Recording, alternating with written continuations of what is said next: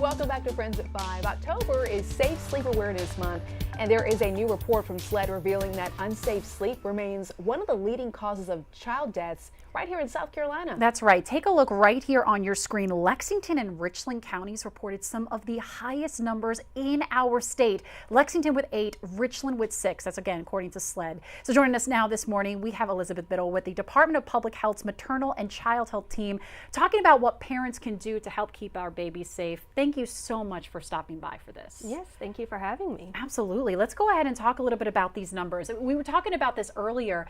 These statistics, I mean, what's kind of going through your head when you saw these?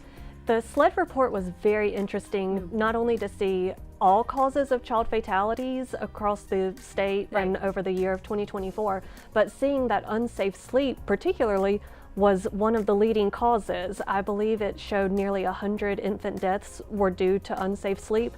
And you think about it, that's almost 2 infants a week in South Carolina passing away from a sleep-related death.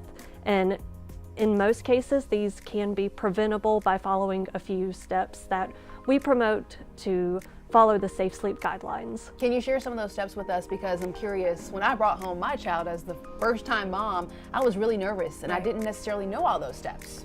We keep it simple, ABC. Keep your baby alone on their back in the crib.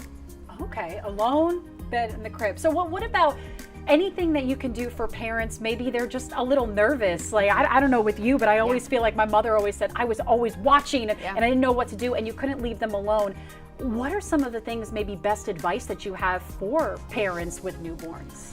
Sure, with that report from SLED, I saw that many of the deaths from unsafe sleep, co-sleeping was a factor. So that's co-sleeping or bed sharing, sharing your sleep environment with your infant. We recommend room sharing, not bed sharing. So if you want to keep your baby close to you, but in their own sleep safe environment, yes, you can have them in the bedroom with you. And that's a great way to keep them alone, but also nearby. Is there any misconception that you want to clear up when we talk about this big important topic?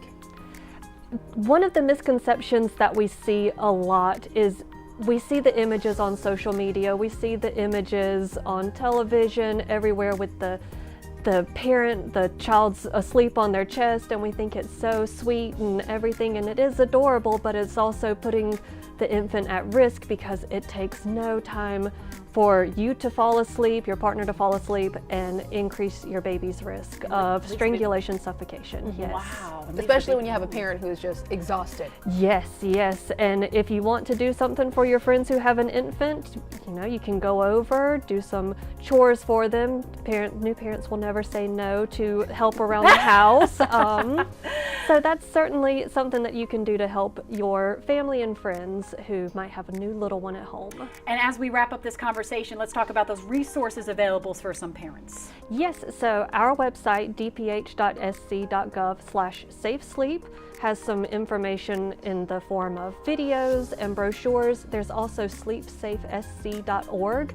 They have a fantastic sleep safe designation program for child care providers. There you go. It's right there on your screen, so you can go ahead and check that one out as well. We're also going to be clipping this and putting it on our website, WLTX.com. Thank you so much for stopping by. Also, that misconception as well, too, really making sure it's a preventable death. Thank you so much. And y'all stay with us. We have much more to come right here on Friends at 5.